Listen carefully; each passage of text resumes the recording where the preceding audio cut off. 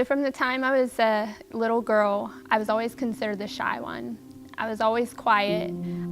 I was always considered, the perfect one, the one who does no wrong, because I was silent with the things that I went through, because everything was behind closed doors, because I didn't want anyone to see. I felt disconnected in the way that I had to live up being that perfect person.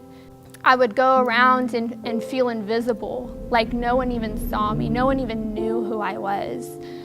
Some of the voices that I would hear in my mind was that no one loves me, I am forgotten, I was ugly, that I needed to change, that I was a burden, that nobody liked me. I grew up in church. I was on the worship team. I was involved, and I had to be perfect. I couldn't let anyone see these things that I dealt with behind closed doors. I felt like I was so ugly that maybe if I was a little bit skinnier or a little bit prettier, that I would be noticed. As you're a little girl, you always dream about your father saying, "Wow, you're beautiful." But if my own father didn't think that in my mind, how would God the Father even think that I was even pretty? So I would make myself throw up if I had anything to eat that day, and I would starve myself. And in my mind, I believed that if I could see my ribs, then I've accomplished something. But if I couldn't see my ribs that day, then I should be punished, and I'm not going to eat anything the next day.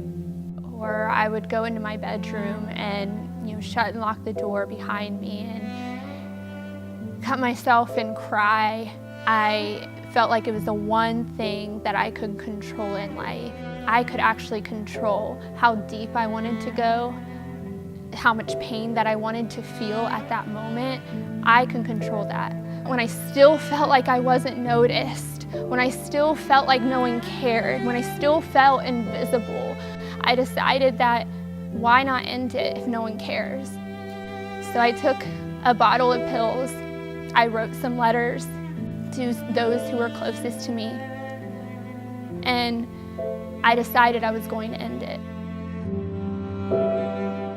I got sick. I threw them all up. Why didn't this work? Why can't I just leave this earth if no one cares about me? So I was at a party. I was wasted. I was drunk. I didn't care, what was going on in the world. I didn't even remember the pain that I was dealing with. And this guy was taking advantage of that. And I decided that I was going to save myself for marriage. Touching me and telling me that I'm safe with him. I got away, and amongst everyone passed out, I laid down next to my best friend and I cried. I sobbed. I told God, I can't do this anymore.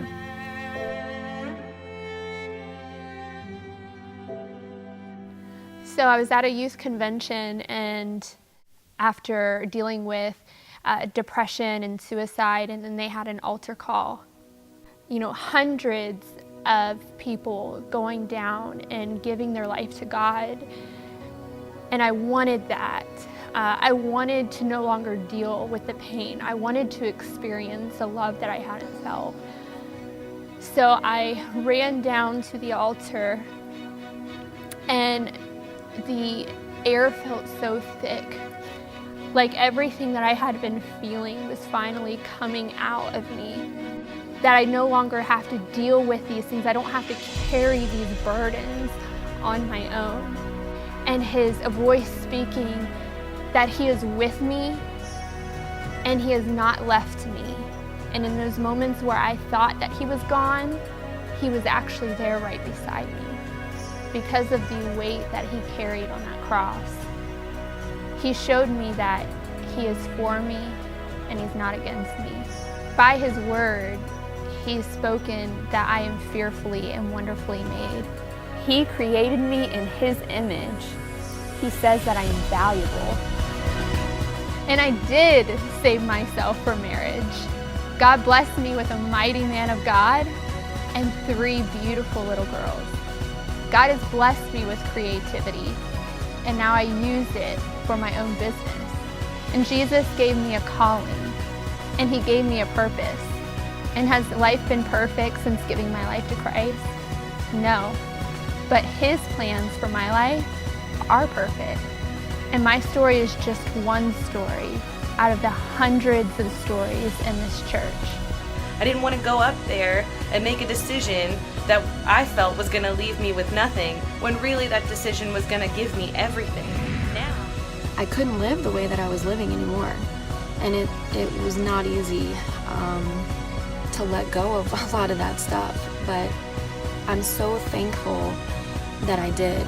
I can honestly tell you, having lived with him and having lived without him, it's so much better to live life with the Lord. That decision was made simply because I knew my life would not and could not sustain itself without him. I needed to live the way that was worthy of him dying for me. I didn't know I was dead until I became alive. Jesus was amazing. He saved me. And to this day, I can't do it without him. Jesus showed me everything that I didn't see before. The closest way I think I can ever use to describe it is like stepping out of the darkness into the sun on a warm, beautiful day. If God is willing to do this continuous work in all of us, he will do the same for you if you choose to.